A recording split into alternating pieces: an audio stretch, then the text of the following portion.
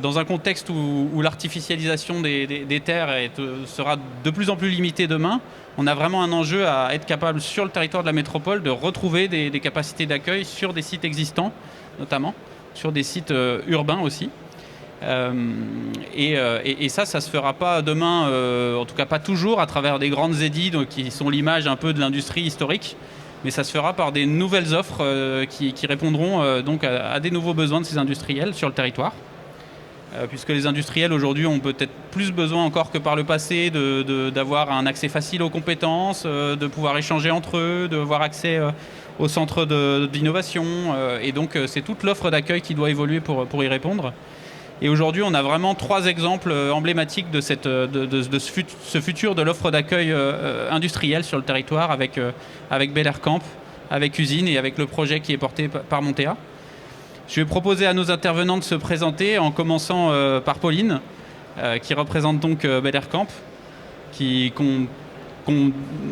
L'image de Bel Air Camp, c'est celle d'être le lieu pour accueillir les entrepreneurs industriels sur le territoire. Alors, si tu peux nous présenter un petit peu qu'est-ce que vous proposez sur le territoire ? Oui. Bonjour à tous. Donc effectivement, Bel Air Camp, on est aujourd'hui le réseau de tiers-lieux business. Effectivement, on a cette image parce que Bel Air Camp, c'est né de la volonté de réhabiliter les anciens locaux d'Alstom Transport. Donc on a commencé en 2016 avec une trentaine de personnes. Il y avait 2 entités juridiques à l'époque pour réhabiliter ce bâtiment avec la volonté de mutualiser, de faire un lieu pour les makers, pour des entreprises petites qui du coup auraient eu besoin de mutualiser des infrastructures plus grandes que ce qu'ils pourraient se permettre seuls. Donc on a réhabilité ce bâtiment petit à petit en co-créant l'offre de services au fur et à mesure avec toujours la volonté d'avoir des surfaces privatives d'ateliers à côté de surfaces privatives de bureaux et de mutualiser des surfaces qu'on peut partager pour que ça coûte moins cher pour chacun, les salles de réunion, les salles de vie commune, les quais d'accès camions, des salles de sport. Voilà. Au fur et à mesure, on a co-construit ce dont les membres avaient besoin. Et donc en octobre 2016, on a commencé, donc on était 30 dans ce grand bâtiment de 10 000 m². Et 3 ans plus tard, on était 300 dans le bâtiment. Il y avait 55 contrats en cours jusqu'au 8 octobre 2019, l'incendie que vous connaissez tous. Nicolas pourra peut-être vous en parler rapidement aussi. Mais donc voilà, donc à ce moment-là, on était vraiment le lieu repère de l'industrie de demain puisqu'on était la réhabilitation d'un ancien site industriel. Avec l'incendie, on s'est repositionné puisque 3 mois plus tard, on a réemménagé dans un bâtiment tertiaire et qui s'appelle Bel Air Business et qui a accueilli dès les débuts 17 des 55 qui nous ont suivis. Et donc ça, c'est notamment Nicolas donc de Nautilo Plus nous a fait confiance pour repartir avec nous après l'incendie. Et on a réouvert il y a seulement 1 an Bel Air Industrie, qui est donc un deuxième bâtiment et qui là, offre de nouveau des surfaces industrielles partagées pour des entrepreneurs innovants, mais aussi pour des artisans.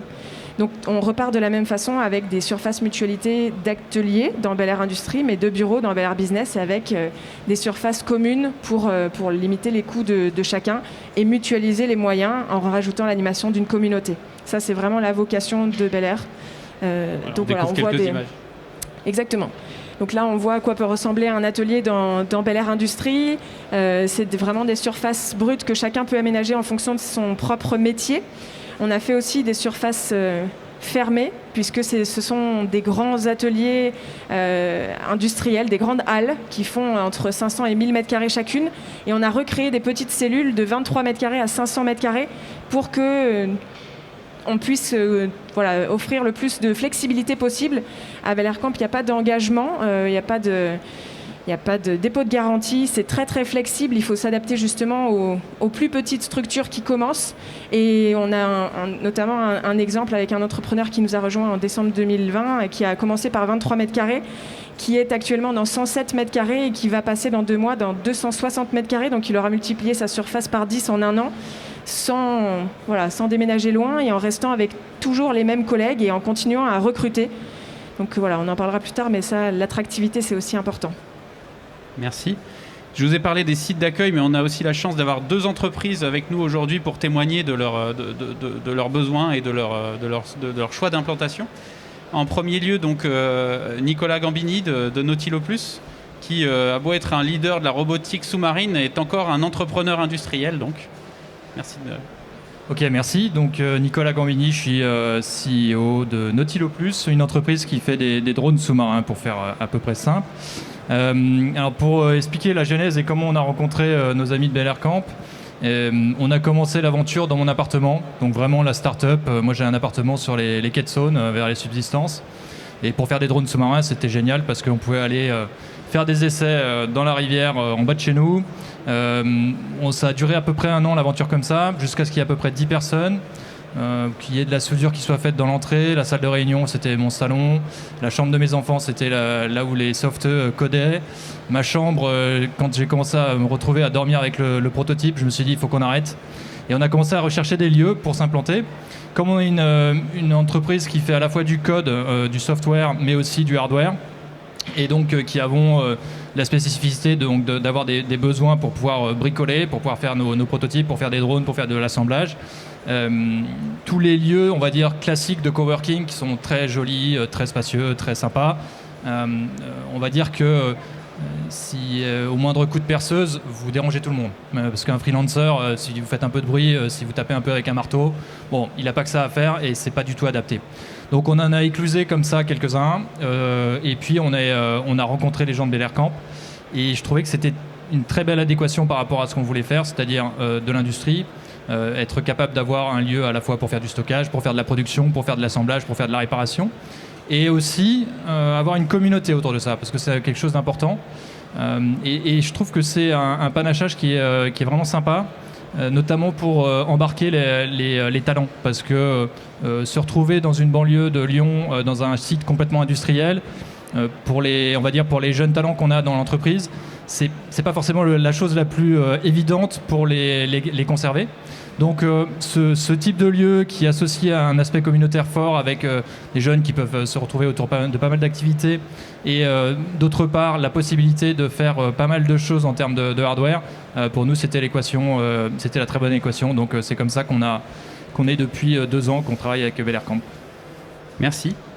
Yves Molina, qui est donc président d'usine, va pouvoir nous présenter aussi le site usine. Alors comment on passe d'un site Bosch en fermeture à un vrai projet de réindustrialisation sur le territoire, un projet d'industrie dans la ville? Alors il y a sans doute plusieurs réponses à cette question, n'est-ce pas, qui renvoient en premier état à ce qu'est l'histoire des lieux. C'est assez curieux que l'on commence à traiter le sujet sur cet angle-là. Mais il faut se souvenir que ce lieu, il est installé sur la commune de Vénissieux, dans l'agglomération lyonnaise.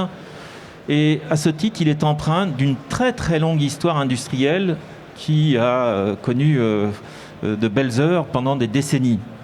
Et derrière cette brin d'histoire, il y a aussi une sociologie qui fait que lorsque vous vous adressez à nombre de riverains qui sont situés dans ce territoire, la curiosité fait que soit un grand-père, soit eux-mêmes, soit d'autres connaissances de leur part, ont fréquenté ces lieux industriels en différentes occasions, différentes temporalités.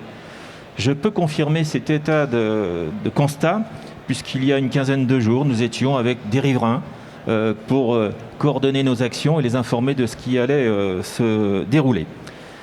Deuxième chose qui nous a été nécessaire pour bien positionner notre concept, c'est de comprendre l'écosystème auquel nous allions nous adresser. C'est l'écosystème de l'industrie dans l'agglomération lyonnaise. Il est, je viens de le dire, complexe. Il y a lieu de nécessité de bien déterminer ce que sont les besoins des entreprises, le rôle des services de l'État, parce que lorsque nous avons des entreprises industrielles installées, l'Adréal n'est jamais très loin. Et au-delà, il y a bien entendu le rôle des collectivités locales, puisque par rapport au concept que nous souhaitons développer, nous avons l'intention de participer au renforcement du socle industriel de l'agglomération lyonnaise.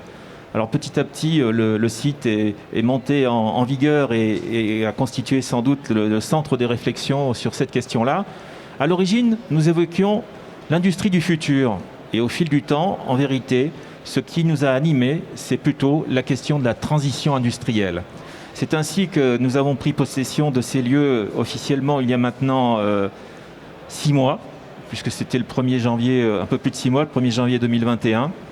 Nous sommes rendus propriétaires donc de 10 hectares, ce n'est pas rien, intramuros, situé à 500 mètres d'un arrêt de métro, à 300 mètres d'un tram. Et sur ces 10 hectares, il y a d'ores et déjà 30 000 m² d'immobilier préexistant. La preuve que la dynamique est installée, aujourd'hui, ces 30 000 m² sont occupés à 95% et par une dizaine d'entreprises extrêmement variées en termes de dimension et de taille et d'emploi, puisque nous avons une occupation à hauteur de 10 000 m² pour un seul preneur. Je les cite, c'est la société Symbio. Nous sommes très heureux collectivement d'avoir capté cette installation il y a maintenant quelques mois. Mais nous avons aussi des entreprises de taille beaucoup plus réduite. Et le projet que nous portons donc sur le long terme, puisque ce projet est investi et sera investi par une société dédiée qui accueille la Serre via sa filiale Serlimo, la Banque des Territoires qui n'est jamais très loin de nos activités et en soutien aux investissements, et la Caisse d'épargne. Nous aurons donc l'occasion d'investir sur les 4 à 5 ans qui viennent de l'ordre de 80 millions d'euros pour créer au surplus 30 000 m² d'immobilier d'entreprise supplémentaires. Donc vous savez compter, ce seront à terme, et on peut l'espérer le plus rapidement possible, 60 000 m² d'immobilier d'entreprise dédiés à l'industrie dans la ville. Et pour terminer mon propos, puisque je sais que le temps est compté, installer des entreprises industrielles dans un lieu, bien qu'il soit très urbain, cela renvoie à la question des services, des utilités. Et somme toute, nous avons eu quelques chances, puisque sur ce site-là, antérieurement, c'était des occupations Bosch et au fil du temps, d'autres occupations. Mais l'ancien propriétaire a su conserver ses utilités en bon état de service, ce qui signifie qu'elles peuvent être aujourd'hui étendues à l'ensemble du site. Donc forcément que lorsque nous accueillons une entreprise, la première des questions à se poser, c'est quels sont vos besoins ? Et nous essayons d'y répondre, et si nécessaire, bien ma foi, les réseaux techniques et les utilités peuvent être étendus. Et je n'oublierai pas, bien entendu, les services à la personne, qui vont du restaurant à bien d'autres sujets, qui font qu'il y a une forme de communauté qui commence à s'installer et à vivre sur notre site naissant. Et pour terminer mon propos, je n'oublierai pas de citer aussi les deux collectivités, bien sûr, la ville de Vénissieux qui nous accueille, mais pourquoi pas la métropole, puisque Hugo, tu le sais, nous travaillons en relation étroite avec les services de la métropole pour installer un pôle entrepreneurial. Et derrière les mots, il y a tout simplement l'accueil d'entreprises naissantes. C'est une pépinière qui viendra accompagner l'accueil de ces entreprises. Et forte est de constater qu'au travers de la multiplicité de l'offre immobilière que nous allons proposer et des services, nous pouvons évoquer, à l'instar de ce que nous évoquons en termes de projets urbains à destination du logement, nous sommes en train d'installer intramuros un parcours résidentiel à la destination des industriels. Merci. Deuxième témoin entreprise qui pourra justement venir nous parler un peu de ses besoins aujourd'hui, Jérémy Bouguerara, de l'entreprise FIV, donc une entreprise vraiment leader du service à l'industrie, de la fourniture à l'industrie, de machines-outils et de l'ingénierie industrielle, qui se développe sur le territoire. On a la chance d'avoir une vraie belle pépite sur le territoire qui se développe. Si vous pouvez nous présenter un petit peu l'entreprise. Oui, bonjour à tous. Donc, Jérémy Bouguerara, directeur d'une filiale FIV donc sur Lyon. Donc une filiale dont le cœur de métier est la rénovation et la construction de machines-outils. Donc filiale basée à Vaux-en-Velin aujourd'hui. Donc FIV est un groupe de 8000 personnes qui a été fondé fin du 19e siècle. Donc un groupe très ancien en ingénierie qui a été fondé à Lille. Dans le quartier qui s'appelle toujours FIV aujourd'hui, qui est un groupe qui a grandi au fil du temps. Qui a eu des constructions assez importantes, comme la construction du Pont Neuf à Paris, comme la construction de l'ascenseur à la Tour Eiffel. Et aujourd'hui, donc, on a un groupe assez diversifié au travers de croissance au fil du temps, dans les industries de process, dans l'énergie, dans la machine-outil, dans la machine spéciale, le nucléaire. Et FIV sur Lyon, aujourd'hui, c'est 4 filiales, dont la nôtre.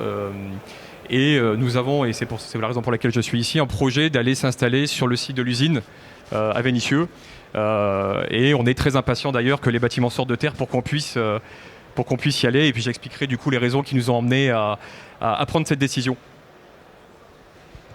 Et enfin, notre cinquième témoin aujourd'hui, Julien Mongouin, qui représente la société Montea, qui porte un très gros projet d'investissement et de développement sur la ville de Saint-Priest avec un terrain un peu unique sur le territoire dont il va pouvoir nous expliquer. Bonjour à toutes et tous. Effectivement, donc Montea s'est positionné il y a maintenant près de 2 ans sur un foncier d'environ 7 hectares au cœur de Saint-Priest, en limite de Vénissieux, donc au cœur de la métropole. Brièvement, Montea, nous sommes une foncière, donc c'est-à-dire que notre métier premier, c'est l'immobilier. Donc l'aménagement, le développement, la réalisation d'opérations pour le compte d'utilisateurs industriels. Nous détenons environ un patrimoine d'1,5 milliard sur 3 pays, la Belgique, les Pays-Bas et la France. Et donc notre métier, c'est d'essayer d'anticiper les besoins des clients utilisateurs, donc des industriels, pour leur permettre d'avoir des sites clés en main dans un délai et dans un coût de location qui soit en adéquation avec leurs attentes. Là, vous avez une petite, c'est une opération qu'on a menée donc également au cœur de la métropole à Mézieux, où on a accueilli donc Renault et une filiale spécialisée sur le tooling. Donc c'est un site qui fait à peu près 10 000 m², donc qui a été livré fin d'année dernière. On peut avancer. Ça, c'est un autre site qu'on a également à Saint-Priest. La situation de notre projet, donc on est vraiment au cœur de la métropole, à proximité donc de 2 stations de métro, à peu près à 800 et à 1000 mètres l'une de l'autre. Donc un réseau de bus également dense, le tram. Donc c'est assez unique d'avoir un site de 70 000 m² de foncier qui peut accueillir entre 30 et 60 000 m² de bâtiments, donc 30 000 m² au sol et 60 000 m² de surface de plancher maximum. Donc c'est un site aujourd'hui, comme je vous le disais, on a commencé à travailler dessus il y a bientôt 2 ans. Aujourd'hui, sur des opérations de cette taille, la gestation est assez longue. On a différentes problématiques, différents enjeux. Bien évidemment, il faut limiter nos impacts. Créer entre 30 et 60 000 m² de bâtiments, c'est pas neutre. Donc tout ça, ça prend du temps. Et donc aujourd'hui, on en est à une phase où on va bientôt pouvoir déposer nos demandes de permis de construire et d'autorisation d'exploiter, permettant donc de créer ce bâtiment industriel en front du boulevard urbain Est, donc qui est sur la photo ici est en haut, en réalité donc il est à l'est. Et donc ce site pourra accueillir plusieurs centaines de salariés. Et d'ici on va dire une petite année, on sera en mesure surtout de proposer un planning et un budget précis aux utilisateurs qui s'intéressent à l'opération. On a d'ores et déjà plusieurs prospects dans différents segments, l'énergie, la santé, l'industrie textile et autres. Merci. Donc on voit bien qu'on a vraiment une diversité d'offres qui sont présentes aujourd'hui. Ce que je vous propose, c'est de commencer par interroger nos 2 entreprises sur finalement quels sont leurs besoins réels aujourd'hui, quels sont les critères qui les poussent à s'installer sur un site ou sur un autre. Et voilà, nous témoigner un petit peu sur cette dimension-là. Donc, dans le cadre de la stratégie qu'on mène dans le groupe FIV et puis plus particulièrement dans notre filiale, finalement, le premier critère qu'on a choisi, qui nous a amené à choisir le site de l'usine, c'était de s'intégrer dans un tissu industriel qui correspond à notre stratégie. Le site de l'usine est un site plutôt orienté vers l'usine du futur, vers le digital, et dans le cadre du développement de la filiale, on est plutôt dans un business très traditionnel mécanique, et on a un besoin de s'intégrer vers du développement de solutions plutôt liées à l'acquisition de données, à la supervision machine, à la maintenance prédictive, et en ce titre, on a un besoin de se rapprocher d'un tissu industriel qui correspond à notre stratégie. Le deuxième sujet qui était important pour nous, c'était le dynamisme du site, c'est-à-dire se retrouver au sein de sociétés ayant une capacité de développement et puis créer du réseau et créer des échanges, et puis avec la présence de la ruche aussi au sein de l'usine était un élément important pour nous pour s'y installer. Et la troisième, qui est non des moindres, c'est l'attractivité du site. Le site de l'usine a une particularité qui est finalement très proche de la ville de Lyon, avec une connectivité avec les transports en commun. Et pour nous, c'est un grand facilitateur pour attirer des talents. Il est beaucoup plus aisé d'attirer des talents lorsqu'on est installé à l'usine que lorsqu'on est installé dans des zones industrielles qui sont beaucoup plus éloignées des grandes métropoles. Donc ce sont les 3 critères qui nous ont emmenés à se décider et à aller installer notre filiale au sein de ce site industriel. Merci. On peut donner la parole à Nicolas. Oui, de notre côté, il y a plusieurs critères. Bon, le premier, c'était déjà par rapport à notre activité qui est encore une fois qui est assez hybride, nous. C'est-à-dire on a beaucoup de software, mais aussi pas mal de hardware. C'était d'arriver à trouver le bon mélange. C'est-à-dire un lieu qui permette de donner des coups de marteau sans faire fuir les voisins. Et pour autant, qui répondent au code, on va dire, des startups de maintenant. C'est-à-dire des choses assez chouettes, avec des baby-foot, des choses comme ça, même si pour moi, en tant que patron, c'est pas forcément la chose prioritaire, mais pour les collaborateurs, c'est important d'avoir des lieux conviviaux. Donc il fallait arriver à faire le mix entre tous ces aspects-là. Donc être au centre-ville, parce qu'on a aussi une conscience de nos collaborateurs qui souhaitent venir en transport, soit en transport, soit en moyen soit à pied, soit en vélo. Donc il y aura des choses où on puisse y accéder par les transports en commun ou en vélo. Donc ça aussi, c'est important pour nous. Une troisième particularité, c'est que nous, on est basé sur 2 sites. On est à Lyon, mais on est aussi à Marseille. Bon, parce que des drones sous-marins, forcément, être près de la mer, c'est quand même plus pratique. Donc dans nos critères de choix, il y avait être à 10 minutes en transport en commun de la gare pour pouvoir permettre de commuter facilement entre les 2 sites. Donc tout ça, ça fait en fait ça réduit quand même pas mal les lieux. Et puis une autre chose aussi liée à ce qu'on fait, c'est d'être près soit d'un cours d'eau, soit d'un lac, soit d'un lieu où on puisse mettre des drones dans l'eau, parce que on a toujours besoin de pouvoir le faire.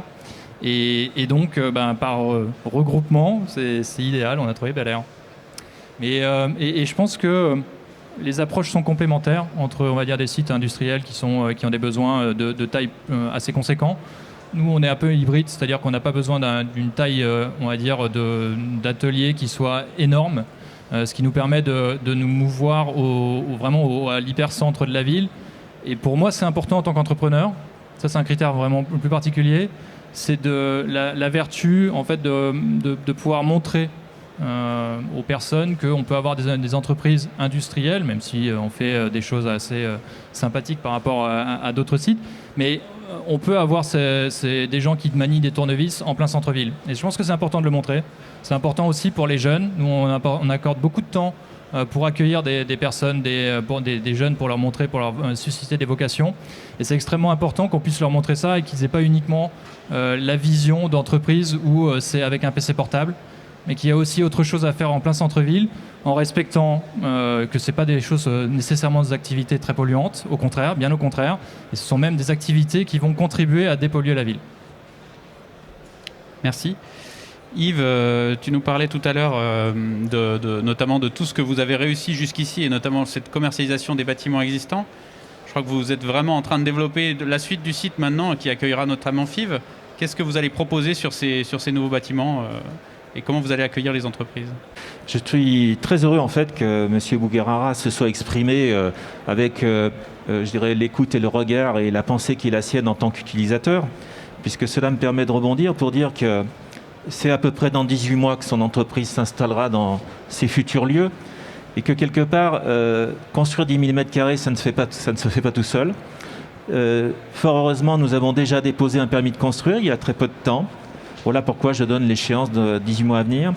Et la particularité, c'est qu'avec l'entreprise FIZ, ou plutôt sa filiale, nous avons réussi à quasi co-construire au regard des besoins de l'entreprise. Cela signifie que notre objectif, comme tout opérateur immobilier, je voudrais le dire à l'instant, c'est de faire en sorte qu'il y ait le plus de modularité possible. Ces 10 000 m² sont sécables à partir de 1000 m², ce qui nous permet de nous comparer, par exemple, par rapport à l'accueil qui est offert par Bel Air Camp. Et trouver une entreprise sur 1000 mètres, c'est possible. Sur 5000, c'est possible. Donc, l'essentiel pour nous, c'est de pouvoir répondre à l'essentiel des besoins exprimés, autant que nous pouvons le faire. Et cette séquence de 10 000 m² est la première pour nous à inscrire dans le temps, à savoir que dans les 12 à 18 mois qui viennent, nous inscrirons une nouvelle séquence avec une réflexion complémentaire pour vérifier si les besoins pour des tailles d'entreprise ou de locaux, en tout cas, qui correspondent à des entreprises de taille un peu inférieure, on va dire de 500 à 1000 m². C'est une option à retenir. Tous ces sujets, nous y travaillons encore avec vous, les services de la métropole, et bien sûr avec les industriels. Donc voilà le rythme dans lequel nous allons nous installer. Et je reviens sur l'expression que je donnais tout à l'heure. Notre objectif, c'est bien de pouvoir réaliser et permettre aux entreprises de concevoir un parcours industriel dans un lieu. Merci. Pauline, il y a déjà beaucoup d'avantages du site de Bel Air Camp qui ont été évoqués.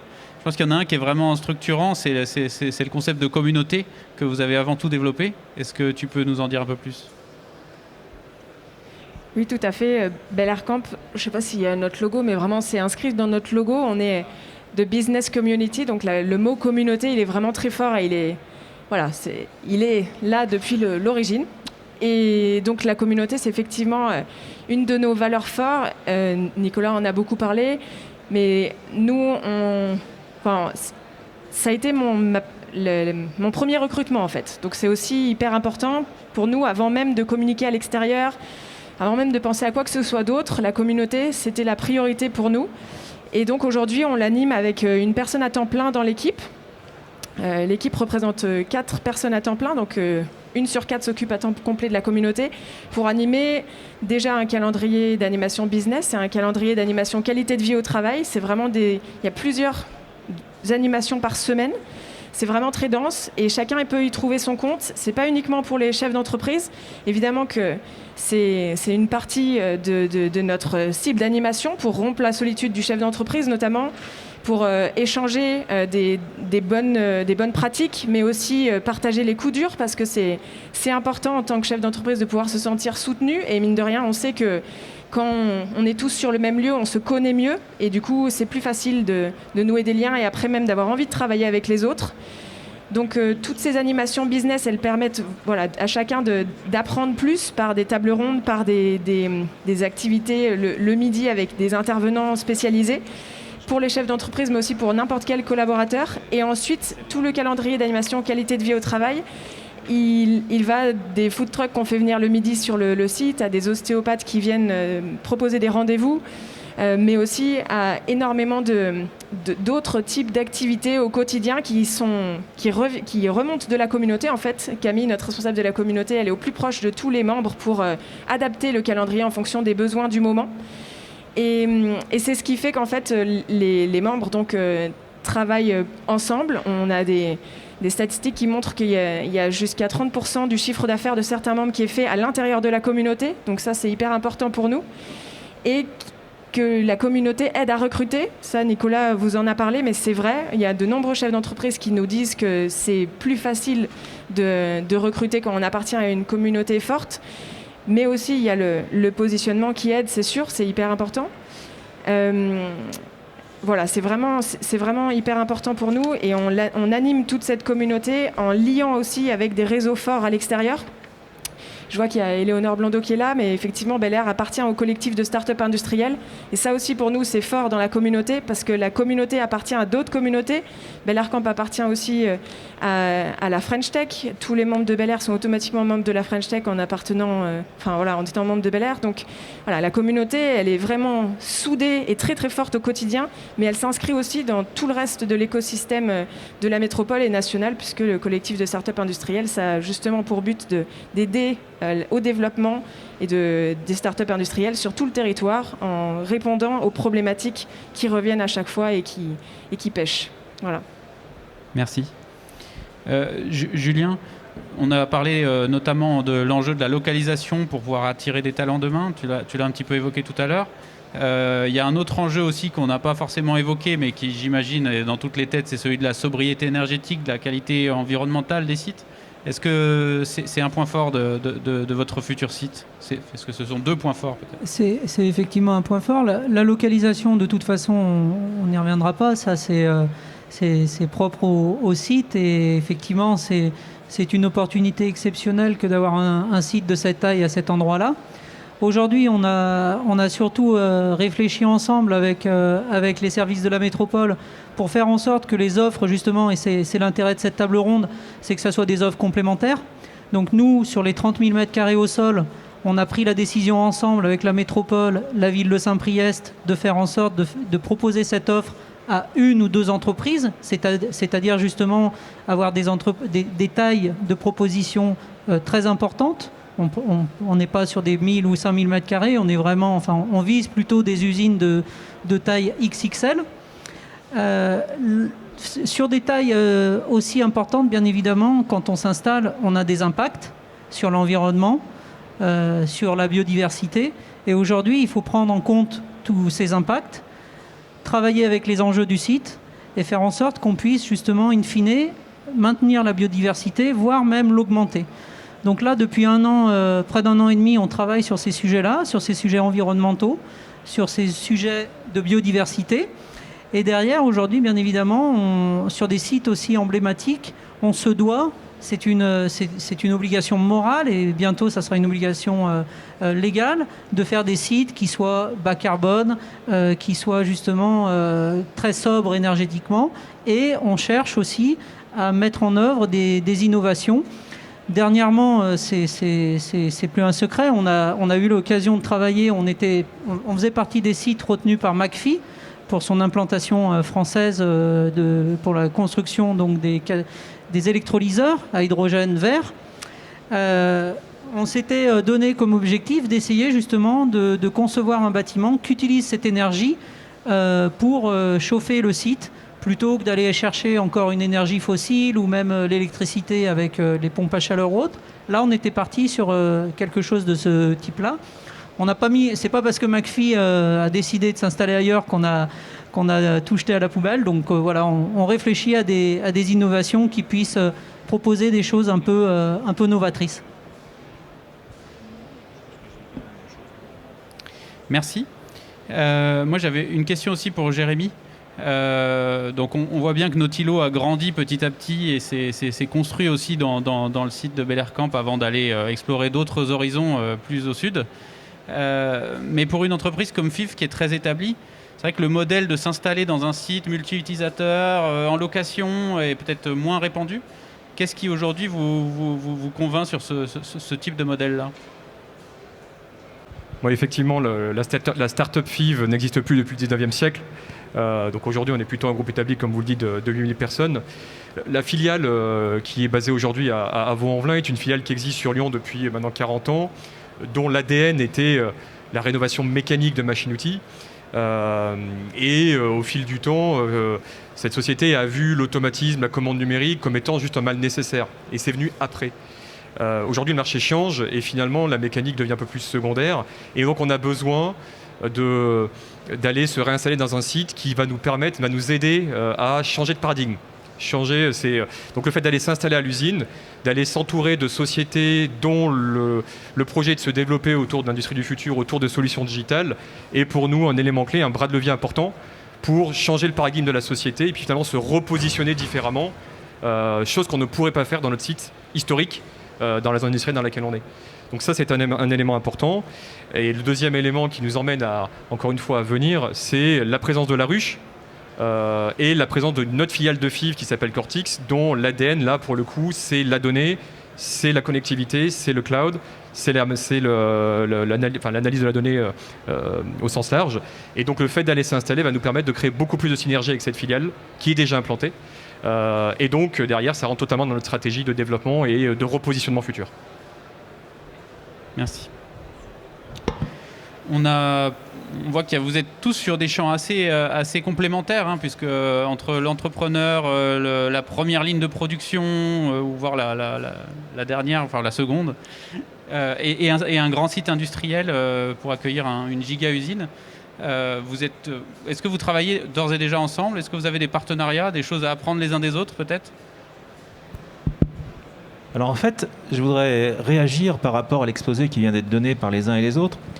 Et mon propos renvoie à la présence des collectivités. Si nous en sommes ainsi sur une répartition géographique de différentes typologies d'accueil pour les entreprises, c'est bien parce qu'à un moment donné, il y en a au moins une qui a décidé de la planification et de la programmation. C'est la collectivité. Et ça renvoie en fait au partenariat que nous avons tous individuellement avec là où les collectivités concernées. Je tenais à préciser cet élément-là. Quant aux passerelles, puisque c'est le terme que j'emploie régulièrement, elles ne sont pas toujours évidentes, elles ne peuvent être que provoquées. Alors c'est vrai qu'au sein de notre structure usine, nous avons la chance d'avoir un incubateur de projet, je pense à la ruche. Nous avons été très heureux de pouvoir les accueillir dès le départ. Ils constituent un point d'appui et d'attractivité supplémentaire. Et force est de constater que par leur présence, nous pouvons évoquer la question de la communauté, je pourrais peut-être même dire des communautés. Et lorsque nous échangions ensemble, Pauline, tout à l'heure, c'est un sujet sur lequel nous revenions. Il n'est pas forcément vrai que dans l'avenir, les entreprises qui sortiront de chez vous viendront chez nous à usine, pas plus qu'elles iront à Saint-Priest.